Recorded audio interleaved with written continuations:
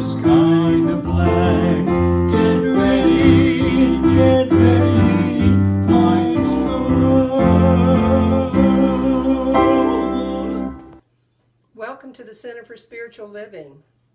We're so glad you joined us today. We are a center where conscious living abides. We're radically inclusive, spiritual renegades. We heal hearts and encourage creating community. In this community, we encourage everybody to live in enthusiastic expectancy of their good, their abundance, their beauty, their joy, their love, their calmness, their freedom, perfect health, ease, peace, and joy. Let us begin with prayer. So we take a deep, nourishing breath and take a pause to refresh our souls. Recognizing that God is love and joy and peace and ease and freedom. God is all that is freedom and perfection.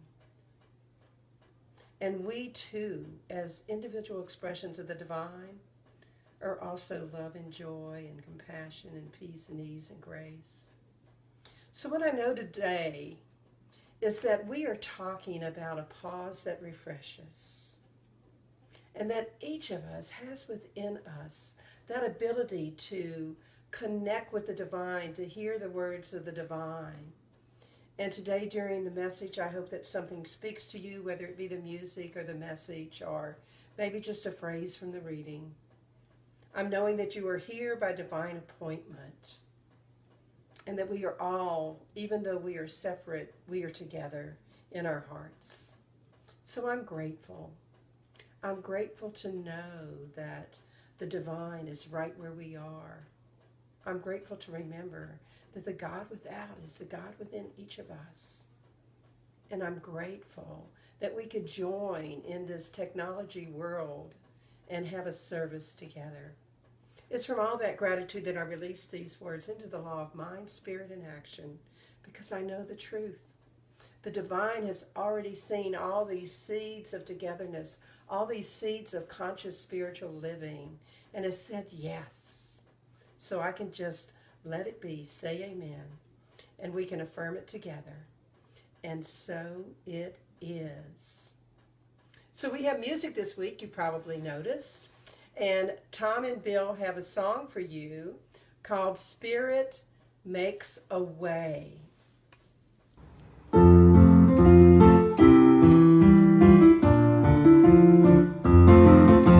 Spirit makes a way where there seems to be no way. Spirit works in ways we cannot see. Spirit makes a way for me. Spirit is my guide as we walk side by side. With love and strength for each new day. Spirit makes a way. Spirit makes a way. Spirit makes a way where there seems to be no way. Spirit works in ways we cannot see. Spirit makes a way for me. Spirit is my guide as we walk side by side. With love and strength for each new day. Spirit makes a way. Spirit makes a way. So this is our time of celebration and healing. And we take a moment to celebrate those joys in our lives. Things like the healthcare workers who have been playing many roles in our lives and have been by the sides of so many who needed them in their recovery or even in their passing. I celebrate our community for the financial support that's been coming in. I'm so grateful to everyone who's made a decision to help us during this time of different types of services when we can't pass the basket. And we celebrate all of our loved ones who support us every day, whether it be through phone calls or Zoom meetings or however it is that they're helping us to still feel connected. And I pause now to allow you to take a time to say your celebration out loud so that it can join with all of the celebrations of the community.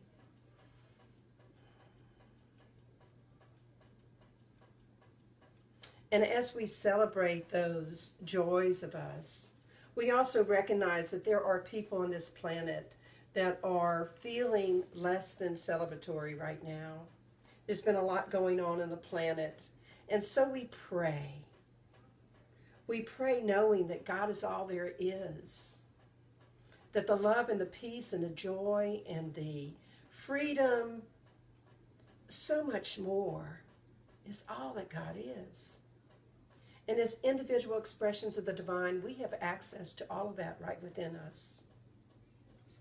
What I know to be the truth is that God is right where we are, no matter where we are on the planet, and no matter what is happening, no matter what the situation looks like. So I pause now and just say some prayers for all the people who have been impacted this week in any way by the events, for the oppressed and for the oppressors, for all the care professionals, that they may remain healthy, for our friends and family, that if there's anything on their mind that's keeping them from staying connected to their divine selves, that we have that ability to know that God is going to come and be with them.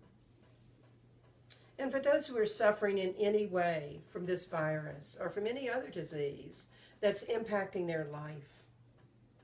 And again, I pause and I just invite you to put the names of those people that you want to pray for in this circle of love that we have, to place their name, say it aloud.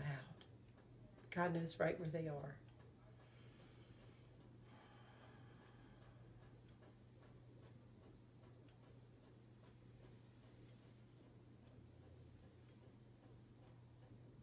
So we create a circle of love right now for all the people that were placed in it.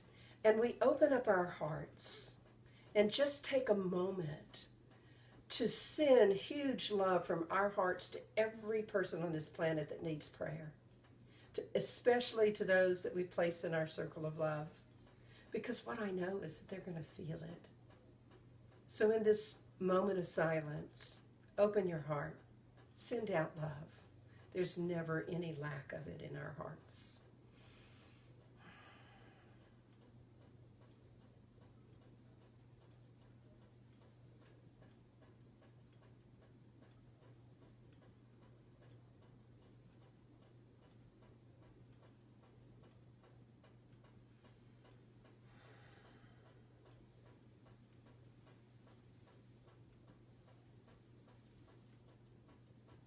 So we come back together, and I know that each of these people in our circle of love has felt that connection with that great love that's part of our lives.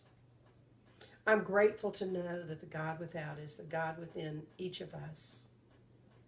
I'm grateful for the power of community prayer, for us invoking when two or more gather in His name, great things happen. And it's from all that gratitude that I release this prayer into the law of mind, spirit, and action. Because the truth is, God knows exactly who needs the prayers that we just sent, who needs that love. And the divine has already said yes. So I just let it be. I say amen. And together we affirm it. And so it is. So Debbie has a beautiful reading today. It's Words of the Dalai Lama. It doesn't really have a title, but it's pertinent, I think, to this time and in our communities.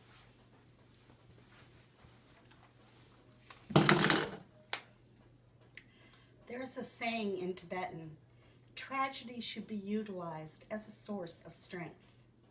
No matter what sort of difficulties, how painful an experience, if we lose our hope, that's our real disaster. Hard times build determination and inner strength. Through them, we can also come to appreciate the uselessness of anger. Instead of getting angry, nurture a deep caring and respect for troublemakers, because by creating such trying circumstances, they provide us with invaluable opportunities to practice tolerance and patience. When we meet real tragedy in life, we can react in two ways, either by losing hope and falling into self-destructive habits, or by using the challenge to find our inner strength.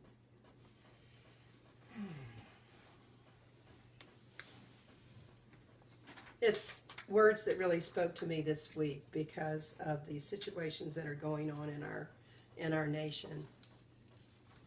And now we take some time to pause for meditation. So I invite you just to take some deep, nourishing breaths.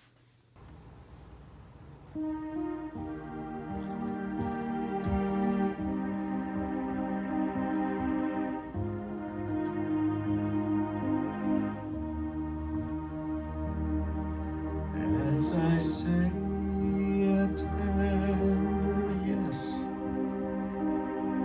to everything that comes to me, my heart is open, I am free.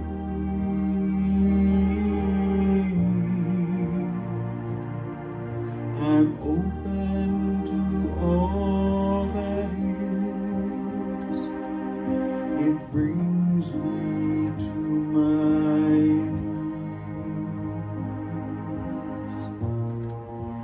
knees. I surrender.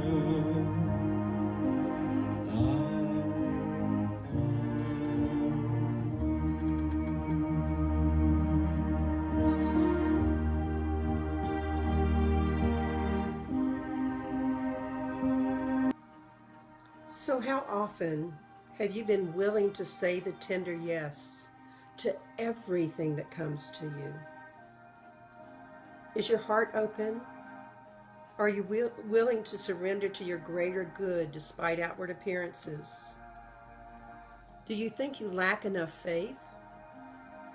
Jesus told us it only takes the faith of a mustard seed, a very small mustard seed. So have faith in your own faith. Know it builds up more and more until your work here on this planet is done. I invite you to move now into your private place of contemplation and prayer. Allow your breath to be the focus for the moment, knowing that it is not you that breathes, but Spirit breathing you. Feel the rise and fall with each breath, and know that is Spirit, the divine source within you, continually breathing its life into you. And just notice how many other ways you can feel Spirit within you expressing.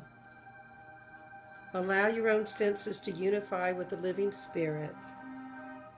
Know today and every day you're the living Spirit, filled with compassion and love. Recognize that compassion is indivisible from that true love. And move into this silence, saying the tender yes to everything you do, to caring for others, to freeing them from fears, and opening to the Spirit within.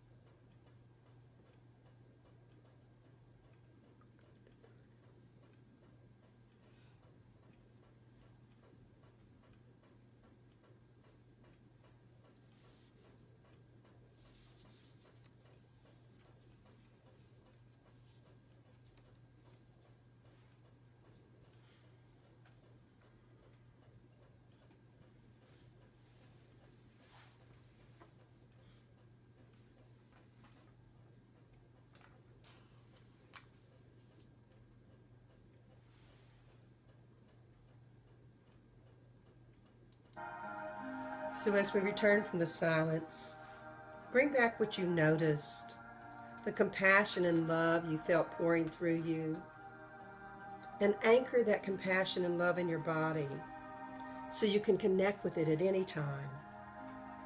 Remember how it felt so you might incorporate this compassion and love into everything you say and everything you do. Feel this in your speech, your listening, your sharing, in every action you take. As I say a tender yes to everything that comes to me, my heart is open and I am free.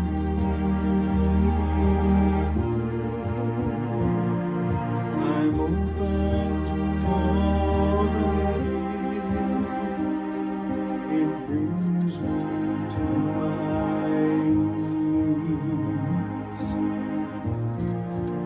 I surrender.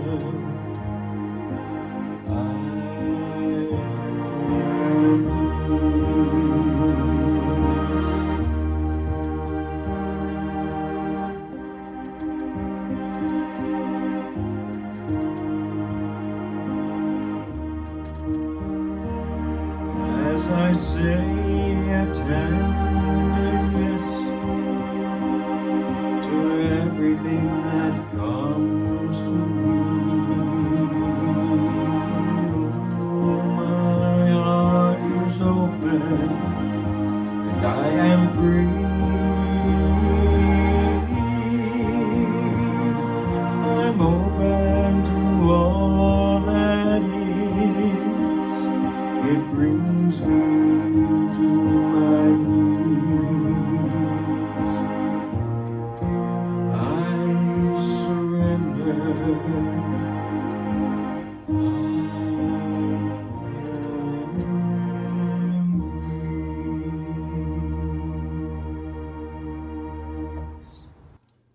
So just remember to say that tender yes to everything that comes your way, and say it with compassion and love. We're going to continue here and let Tom and Bill sing The Bond of Love. We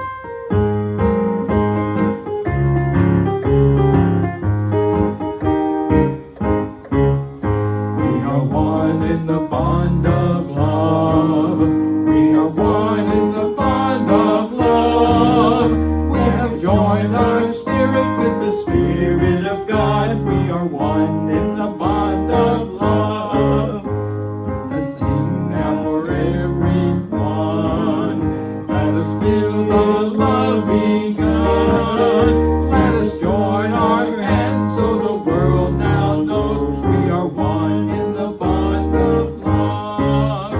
Let us share in the bond of love.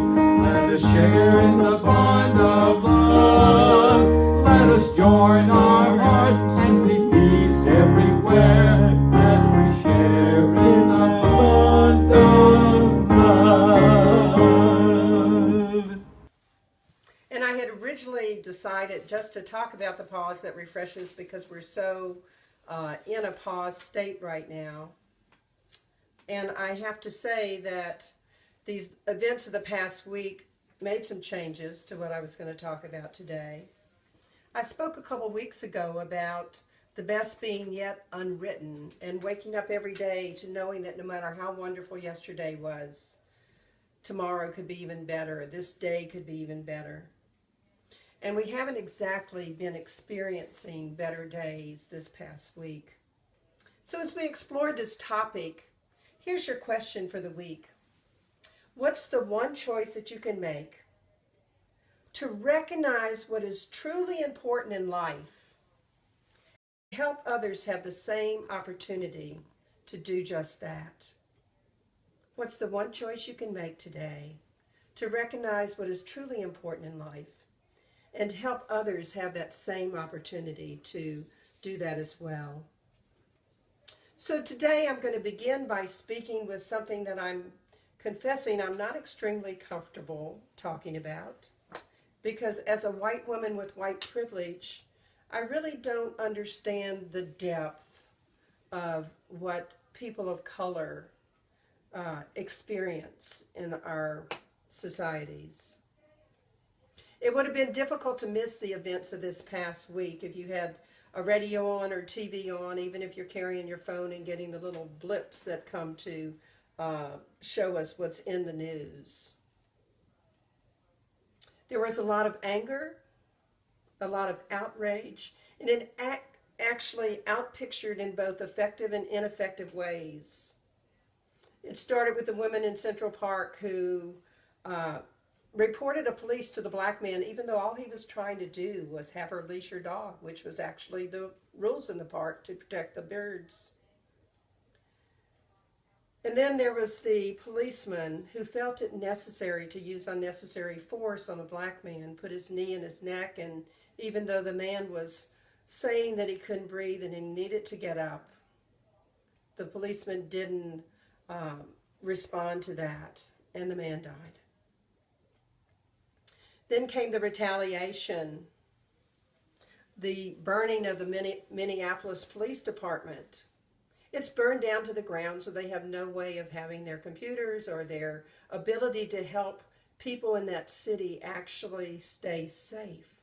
And the interesting thing was that a lot of the places in that particular neighborhood were run by black owners, and their storefronts were also damaged. Friday and Saturday night, we saw the riots across the country. Lots of people that are angry and expressing it in ineffective ways. Demonstrating, fine, but getting to the point of riots is the ineffectiveness of what happens. So many injustices going on. And I wish that I had words of advice for you as your minister, but this is what I can say. I'm sorry for the black people who have become harassed because of the color of their skin. I'm so sorry for the racism that people like policemen think it's okay to use unnecessary force. I'm sorry that some people find it necessary to riot rather than to protest in some type of calm and peaceful way. And I'm sorry that we have a society where retaliation and hatred seem to overcome reasonable judgment.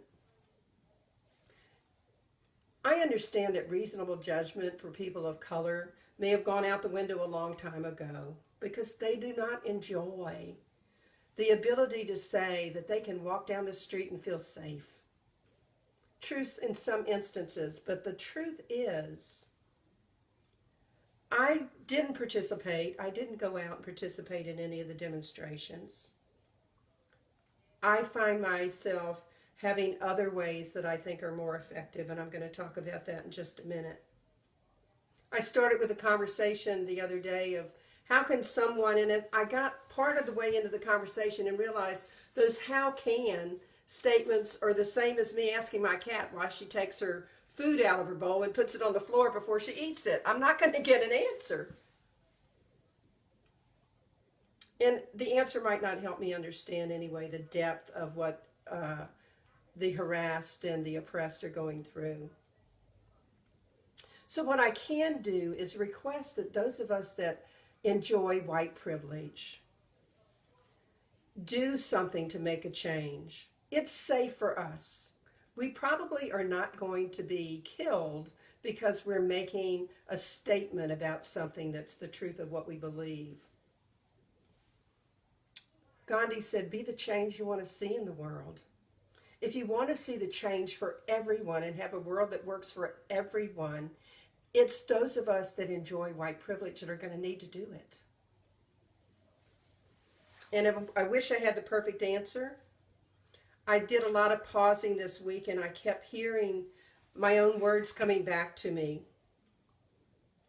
And I heard those words of Jesus, that it only takes the very smallest amount of faith, the faith of a mustard seed.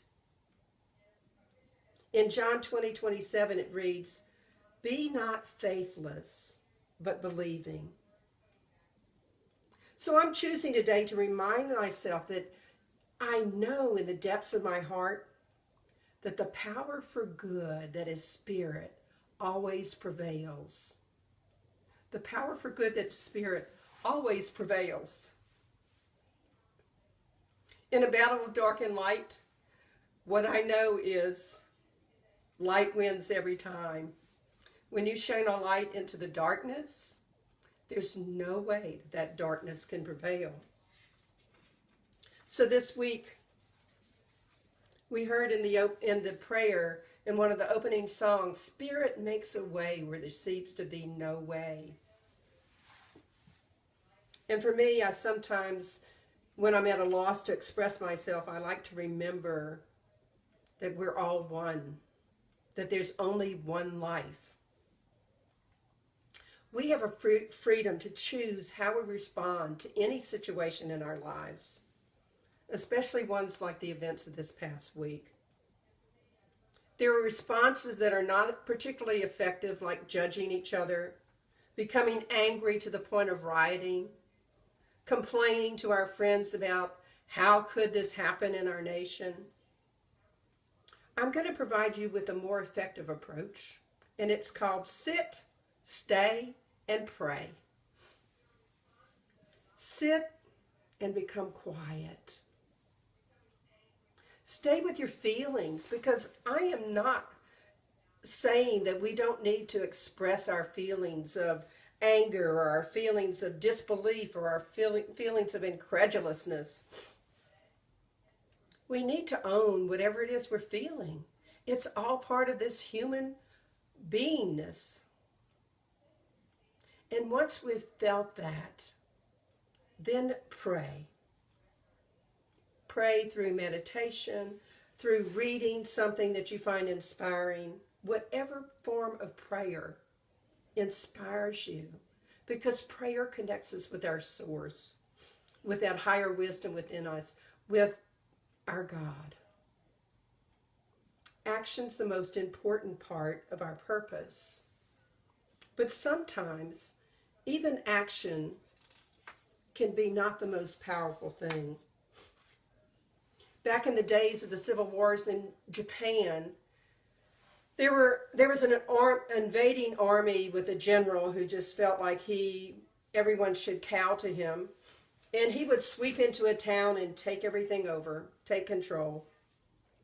And as the townspeople began to hear this spread of the general invasions, he was about ready to get to a particular village, and everybody in the village left, except for the Zen master. So curious about this old fellow who had not left and obviously wasn't afraid or didn't have any deference to the submissiveness that this invading general expected, he went to see the Zen master. And when he got there, he said, "You fool, don't you realize you are standing before a man who could run you through without blinking an eye?" And he noticed that the master seemed unmoved. And at that moment, the Zen master said, "And do you realize that you are standing before a man who can be run through without blinking an eye?" So steeped in his faith and in his knowing that the best action was to defer action until he knew what the right action was to do. So I'm knowing that this week, as we sit and find a quiet place for contemplation, as we stay with our feelings and move into that place of compassion, compassion for every being on the planet, that our heart, our words, our listening, our actions will be filled with compassion. Like we said in the meditation, allow compassion to flow through every cell of your body. And then move into prayer. Prayer that each of our actions is a prayer. That we incorporate love and compassion in everything we do.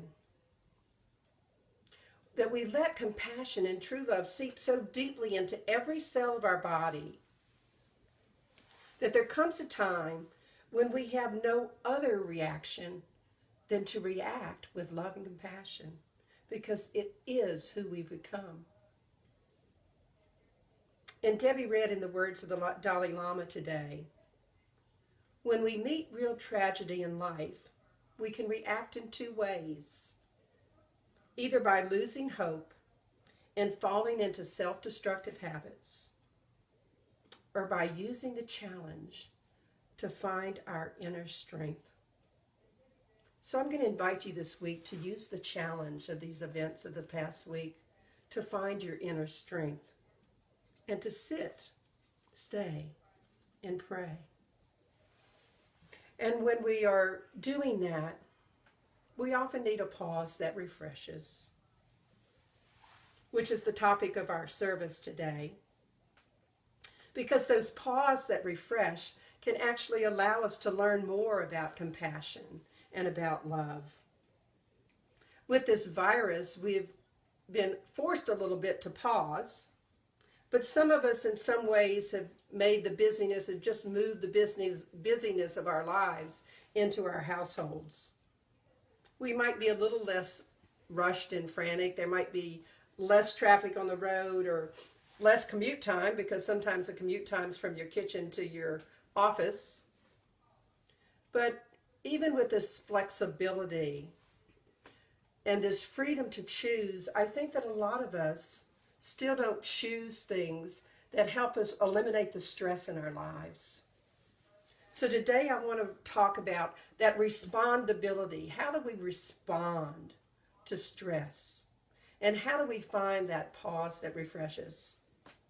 I'm sure many of you remember that slogan. It was a Coca-Cola slogan. And actually it started in an ad in 1929. I was surprised when I was researching that. The pause that refreshes. Now, I'm not suggesting that we all go out and drink Coke or Monster or Rockstar or any of those other Red Bull type of drinks that are caffeinated to energize us. What I'm actually requesting today is that we learn how to slow down. That we stop being human doings and start being human beings. Today, actually, I probably wouldn't be offended at all if you decided to take a nap during the service, because I'm really concerned and serious about slowing down, about us taking the pause that refreshes. You know, even the master teacher, Jesus, took pauses that refreshed him. We're told that he often went into quiet or solitary places. He actually urged his disciples to come apart when there were crowds that were pushing around them. Now, the word was come apart, not fall apart. What happens with us is sometimes we fall apart because we didn't come apart from all the stress in our life. Jesus would pause so that he could be refreshed, so that he could be renewed. When he dismissed the crowds, very often he would go up to the mountainside or into a desolate place so that he could be alone and pray, so that he could find that inner peace that he carried with him. Ernest Holmes is our founding father, and he talked about the importance of becoming still and receptive. These are words that he wrote. I shall let my life be what it is, and shall not worry nor complain. I am now entered into the secret place of the soul, where complete quiet reigns supreme, and where God talks to me. I receive. There's not that balance of giving and receiving sometimes in our lives. We give to work, or we give to whatever. and we don't pause enough to get back. I'd like to get back some of that. And the way that we do that is to take a pause that refreshes. Sometimes it seems that we're so busy running and doing that we'll never find that secret place of the soul where complete quiet reigns. It's just we have the monkey chatter in our mind and too much busyness. So if you want to find that quiet place where God talks to you, we have to slow down. In doing some research, I realized that, are you aware that Americans work more than any other industrialized country? Here's some statistics for you. It might surprise you. We work 137 more hours a year than Japanese workers. That's 3.5 weeks. We put in 260 hours more than the British. That's 4.5 weeks. And almost 500 hours more than the French. That's 12.5 weeks. If you've ever been to Paris in August when it's their month off, you'll notice that a lot of the restaurants and businesses are closed. August, a prime time for visitors, they have closed because they have a value that says pausing to refresh ourselves is more important than money or whatever it is that they are doing in that business. Hospice workers that work with the dying report that the highest regret of people that are dying is that they didn't spend more time with their family. It's not that they worked harder. They could have worked harder. It's that they didn't spend more time with their family. Forbes wrote an article on the biggest regrets in life. The top 3: working so much at the expense of my family and friendships, wishing I didn't work so hard. Wish that I had, the top one was, I wished I'd had the courage to live a life true to myself. Instead of doing what other people expected of them, they wished that they had the courage to speak their own truth. And then the second one was the wish they hadn't worked so hard. A lot of them even said, I could have simplified my life and I wouldn't have had to work so hard. And the third one was, I wished I'd had the courage to express my feelings. Unfortunately, sometimes we don't even take time to feel our feelings, let alone express them in an effective way. So there's also a book called The Mind-Body Connection, and I love that this teacher was actually one of my professors. His name was Dr. Martin Rossman. And he wrote this book that includes a lot of guided imagery. And his point was that when we have unexpressed feelings, it usually expresses itself in stress. And a lot of times we just need to slow down, but we miss the intuitive messages. We miss those little nudges that say, you know, you're exhausted, why don't you slow down? For me in my life, there was a time when I was a workaholic, and I was getting to the point of being really run down. And what happened was I ignored all the messages and I broke my foot. So that slowed me down quite a bit. When it finally healed, I had gotten back into, my old habits. And I had just gotten into my sandals for the very first day, broke the other foot. I didn't get the message the first time, so the divine sent me another message to say, hey, trying to tell you, slow down here. So how do we put all this information into practice? How do we build into our lives the pause that refreshes? Well, first of all, we need to find daily things we can do, things we do maybe once a week, and things that we do that are special every year. What's the solution? It's not drinking caffeine drinks to keep us awake. 80% of illnesses are stress related, according to Dr. Rossman. So I would say that's a big message to relieve the stress. He was a physician, an acupuncturist. He studied nutrition. He studied psychology. He was involved with holistic medicine. I love the fact that he brought all of these things together when he brought about advice for how to heal people. And his number one advice is to teach relaxation techniques. As a minister, I think this is great advice. There's a lot of ways that we shift when we put ourselves into a place of relaxation, whether that be through a daily spiritual practice. Sometimes, I recommend that people do their daily practice in the morning when they're freshest, but some people don't get up in that fresh mode. So whenever you do that practice, remember the sit, stay, pray that we were talking about. Because when we sit and become still in our bodies, we can eventually let that mind chatter just fade away. We can become closer to that channel of divine guidance, that voice that's within us.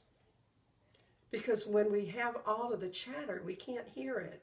So sitting and staying calm, expressing our feelings, let them just come out. If you need to cry, cry. If you need to just shout, shout. I've been known to do that. It's amazing how once you have a little tantrum, how much better you feel. You can understand why kids after their tantrums feel a lot better. They got it out of their system, so to speak. And I say to do this in the morning, to do your sit, stay, and pray in the morning, because each morning we can pray for the experience that we want to have that day. We can pray to find moments during the day where we can be still and know that we're God and know that God is right where we are. I venture to say that most of us would not leave our houses in the morning without brushing our teeth because we've heard so much about tooth decay. Why would we leave our house without sitting, staying, and praying? Because when we don't do that, we have truth decay. Have you ever thought about that? Truth decay? We forget the truth of who we are. We forget the truth of who other people are. What if we took that precious moment every day and really did sit, stay, and pray and envision the day that we want for ourselves?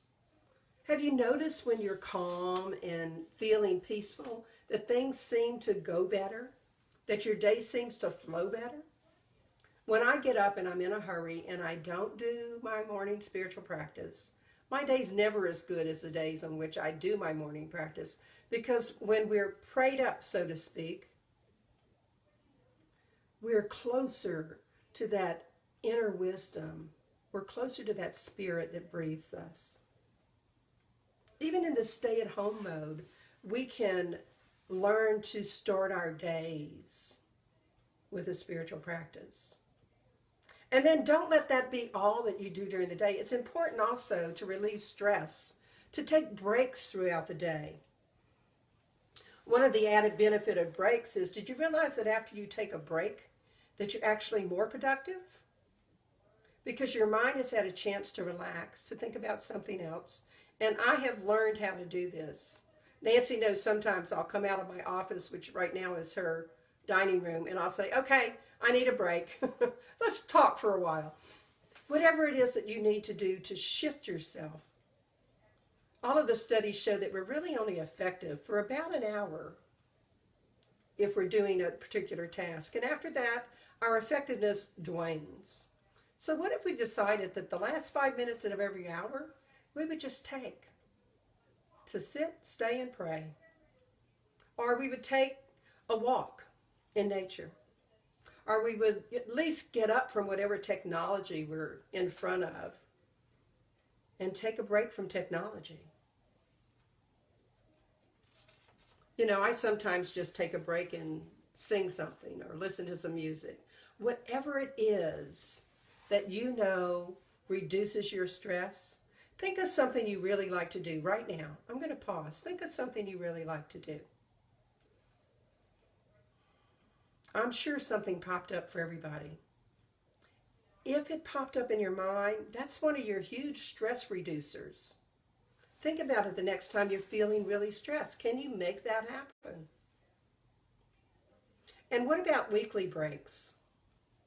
You know, in ancient times, the Jewish, and still do, have a Sabbath, which they considered their day of rest.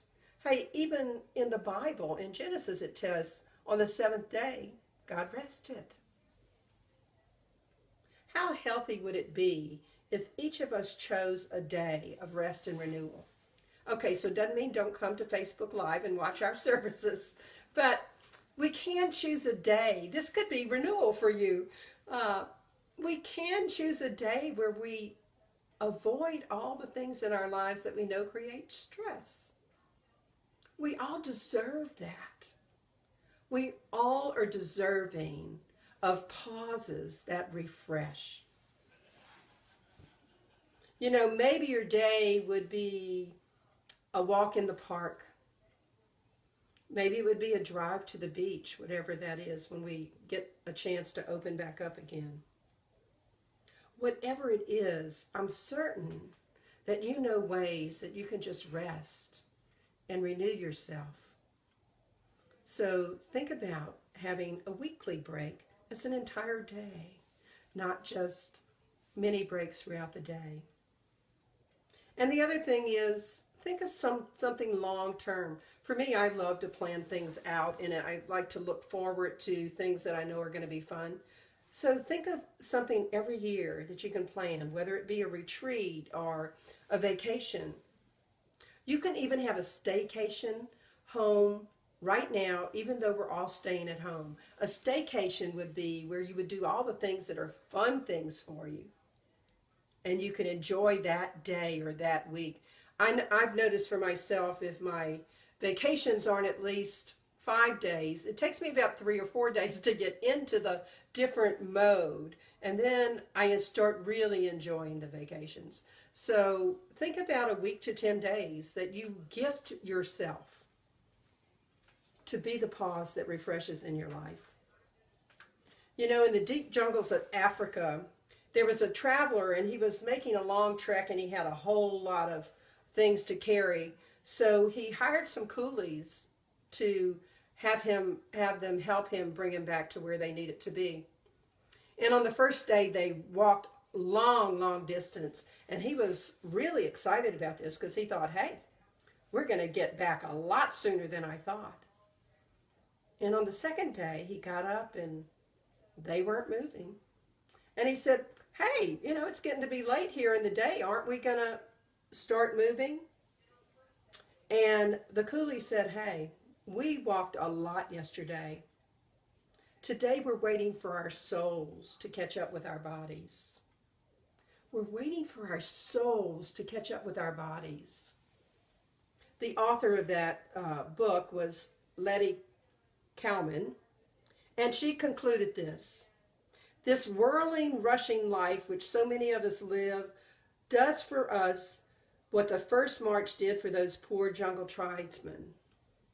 The difference is they knew what they needed to do to restore life. Too often, we do not. And she wrote this way back 50 years ago. Can you imagine how much more whirling and hustling and bustling there is in our lives today? Maybe we need to become more like the Muslims who stop 5 times a day and pray. In Science of Mind, we don't have any real rules about how we do church or what the mandatory religious practices are. But I suggest that we could choose a modern day practice where we tune out of our devices, tune all the things out, and tune into our inner selves, where we take time to reconnect with our family and our friends, whether it be by a phone call or by Zoom or whatever other process, where we allow that quiet external noise to go away so that we can hear the inner guidance of the divine, which that chatter sometimes overrides. Take time to watch a sunset. When was the last time you did that? Take time to enjoy an entire day without any technology. You might be surprised how much fun it is to find things to do that don't involve technology. And even doing nothing is healthy. I used to not be able to even watch TV without knitting because I felt like I was not being productive if I sat in front of a TV. So I would knit. Actually, I would crochet. Anyway, doing nothing allows us to be receptive. It allows us to receive, to become more grounded in who we are. So the next time you're doing nothing and someone says, "What are you doing?" just tell them you're relaxing in the arms of the divine. I'm sure they won't have any response to that one. I'm relaxing in the arms of the divine. It's a gift that we do give ourselves when we do nothing, because we become renewed, we become more productive. We get a chance to actually listen to that quiet, where quiet reigns supreme. Be in that secret place of our soul. I'd like to repeat again that the power of good, that is spirit, always prevails. In the battle of dark and light, light wins every time. And here's some words of John O'Donohue that I'd like to read for you. May I live this day compassionate of heart, clear in word, gracious in awareness, courageous in thought, generous in love. And may we each take a pause that refreshes today and allow our soul to catch up with our bodies. Let's pray. So I just take a deep, nourishing breath, knowing that this coming week, this coming month, that each of us are taking time to sit, to stay, excuse me, and to pray. To take that pause that refreshes, that allows us to reconnect with that quiet within us, with that internal guidance that's always where we are. I'm grateful. I am grateful for every person that is watching this Facebook Live. I am grateful for every person in my community. I am grateful for all of my families and friends who support who I am and who I'm becoming. And it's from that gratitude that I release these words into the law of mind, spirit, and action. Because I know the truth, that the divine has already called it all good. The divine has already seeded this beautiful garden of which we're a part, and knows that it's growing to its full beauty. So I can just let it be, release it, say amen. And I invite you to affirm it with me. And so it is. So this is our time of an offering. And we have a offering blessing.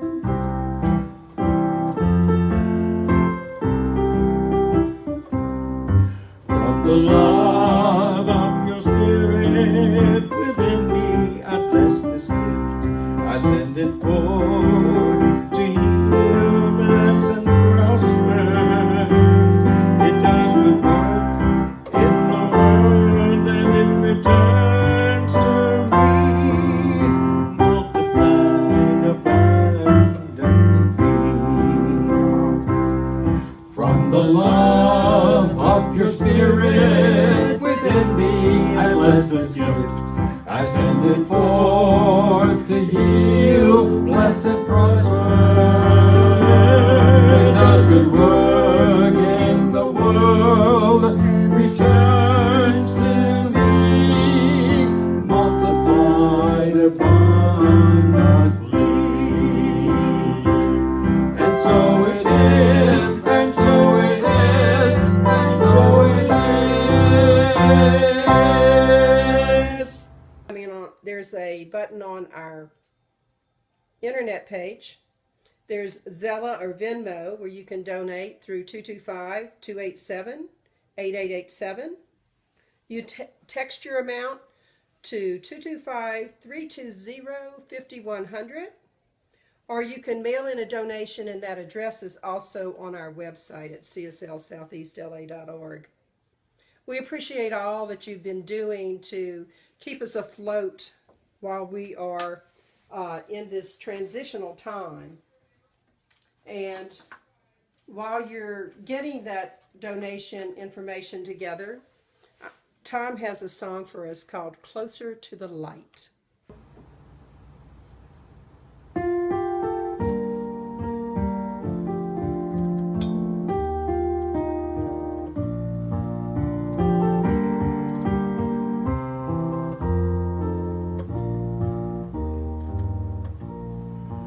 Oh, from day to day, it's so hard for me to say if the road that I'm on now will treat me right. And from year to year, it becomes a bit more clear. And it seems like I'm getting closer to the light. And when my burden's great and I bend under the weight, and it feels like I'm surrounded by the night. Oh, well, I don't mind traveling along this darkened road. If I'm traveling closer to the light, every day I start with this compass in my heart, and it helps to keep the road within my sight. And as I go forth, headed for magnetic north, and it seems I'm getting closer to the light. And when my burden's great and I bend under the weight, and it seems like I'm surrounded by the night, well, I don't mind traveling along this darkened road. If I'm traveling closer to the light, and when my burden's great and I bend under the weight, and it seems like I'm surrounded by the night, well, I don't mind traveling along this darkened road, 'cause I'm traveling closer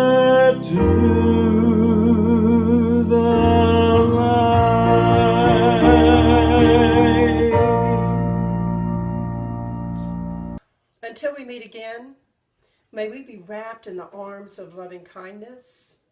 May you take that pause that refreshes and allow you to find that secret place of your soul, pausing enough that your soul can catch up with your body. Have a great week. Look forward to seeing you at meditation on Wednesday night or next Sunday. Same time, same place. Thanks a lot.